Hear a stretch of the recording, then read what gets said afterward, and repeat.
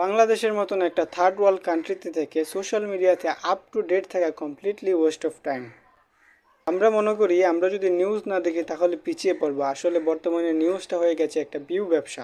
দেশের প্রথম সারির নিউজ মিডিয়াগুলো যখন দেশের বিভিন্ন ইম্পর্ট্যান্ট গুরুত্বপূর্ণ ইস্যুগুলো বাদ দিয়ে আবু তোহা, আদনান, রিপন মিয়া তাদের পারিবারিক বিষয় নিয়ে নিউজ পেপারের হেডলাইন বানায়, তখন আপ টু ডেট থাকাটা সময় এবং এনার্জি নষ্ট ছাড়া আর কিছুই না।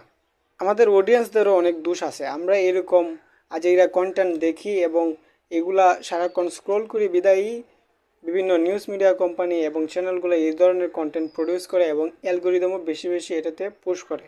আপনি সারা বছরের মাঝে একটা সিঙ্গেল সপ্তাহ দেখাইতে পারবেন না যখন বাংলাদেশে একটা আজেইরা টপিক নিয়ে সোশ্যাল মিডিয়াতে কন্ট্রোভার্সি হয় নাই।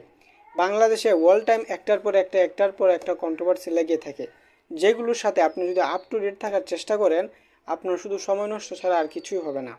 আনলেস মনে করেন আপনার ট্রেন্ডের সাথে আপ টু ডেট থাকলে আয় রোজগার হয়।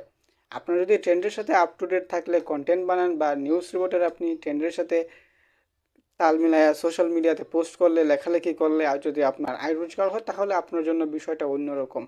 কিন্তু যদি আপনি একজন জেনারেল নর্মাল পাবলিক হন, আমি বলবো এর মতন সময় নষ্টকারী জিনিস আর একটাও নাই। তাই সব কিছু বাদ দিতে হবে না, শুধু কিছু বাউন্ডারি সেট করা দরকার। কি দেখবেন, কাকে দেখবেন এবং কখন দেখবেন, এগুলা আমাদেরকে নির্ধারণ করতে হবে।